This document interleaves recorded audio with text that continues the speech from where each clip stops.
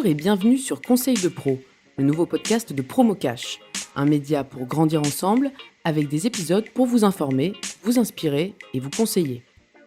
Aujourd'hui, cap sur l'inspiration. Nous partons à la découverte d'un plat traditionnel, réconfortant et de saison, l'ossobuco. Rémi Gogna, propriétaire du restaurant Chez Rémi à Libourne, nous dévoilera dans un instant sa recette fétiche pour réaliser ce grand classique de la gastronomie. Mais parlons d'abord des caractéristiques de ce plat. L'ossobuco est un plat traditionnel de Milan apparu au XVIIIe siècle, à une époque où la consommation de viande était réservée aux plus riches. Son nom signifie littéralement « os troué ». Il est servi avec sa moelle que les convives peuvent étaler sur la viande avant de la déguster. Parti de la Lombardie, il s'est vite répandu dans tout le pays, à tel point qu'aujourd'hui, hors d'Italie, l'ossobuco à la milanaise est considéré comme un plat national.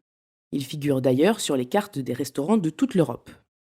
Et pour l'anecdote, l'ossobuco a donné son nom à un film sorti en 2007.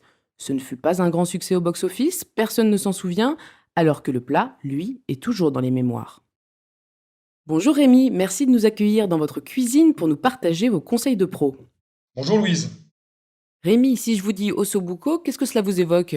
L'ousbouco, c'est un plat de mon enfance, c'est l'un des meilleurs souvenirs culinaires, l'un des plus anciens souvenirs culinaires, parce que mon père avait un restaurant en fait, et c'était son plat phare. Et donc la première fois que j'ai aidé mon père, c'était pour préparer l'ossobuco, donc c'était un moment extraordinaire pour moi, un moment privilégié que j'avais attendu avec impatience. Et donc c'est un souvenir qui restera à jamais gravé dans ma mémoire. C'est un plat qui est généreux, c'est un plat de partage, c'est un plat convivial, et c'est un plat aussi qui est délicieux bien sûr.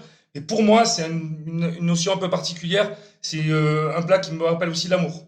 Justement, en parlant de partage, est-ce que vous pouvez nous confier les secrets de votre recette familiale pour cuisiner l'ossobuco ? Avec plaisir. Donc on a besoin d'un jarret de veau qu'on va couper en tranches un peu épaisses. On va laisser la moelle qui se trouve dans l'os. On va inciser ensuite les tranches du jarret sur les côtés pour éviter que la viande ne se rétracte à la cuisson. Puis on va les assaisonner des deux côtés, sel et poivre. On va aussi bien les fariner. On va les saisir dans une casserole dans laquelle on aura mis de l'huile d'olive et un petit peu de beurre. On va les saisir jusqu'à qu'elles soient bien colorées. On les sort, on les met de côté en attente. Dans la même casserole, on va y faire revenir des échalotes, des carottes, du céleri, tout ça coupé en tout petits morceaux finement. On va bien mélanger, on va essayer de récupérer les sucs de la viande qui avait cuit précédemment. Ensuite, on va ajouter des tomates qu'on aura mondées et qu'on aura coupées en petits morceaux. On laisse mijoter à feu doux pendant quelques minutes. Sur le côté, en même temps, on va faire flamber du vin blanc sec et puis on va y rajouter du jus de veau à l'intérieur. Ensuite, on va mélanger ces liquides avec la préparation de légumes et on va y ajouter un bouquet garni et une orange coupée en deux. On laisse mijoter lentement, quelques minutes, et puis on y met les morceaux de viande qu'on avait mis sur le côté. On laisse cuire lentement à feu doux.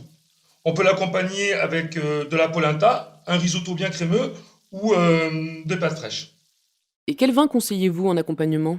Eh bien, on va conseiller un vin du sud-est, un vin plutôt puissant, aromatique, un vin jeune, un bandol blanc. Quels conseils donneriez-vous aux restaurateurs qui nous écoutent pour adapter l'ossobuco à la vente à emporter ? C'est un plat facile à adapter à emporter, car c'est un plat qui mijote. Donc on n'a pas besoin de préparation minute, on le fait d'avance, on le laisse mijoter et on peut le servir au dernier moment chaud ou froid. Et puis après, les gens, s'ils ont pris le plat froid, ils peuvent le réchauffer à la casserole à la maison ou au micro-ondes. Moi, je conseille plutôt la casserole. Merci Rémi pour toutes ces astuces et conseils. En les suivant, vous n'aurez plus aucune excuse pour ne pas ajouter l'ossobuco à votre carte. Quant à moi, je vous donne rendez-vous très vite pour de nouveaux conseils de pro.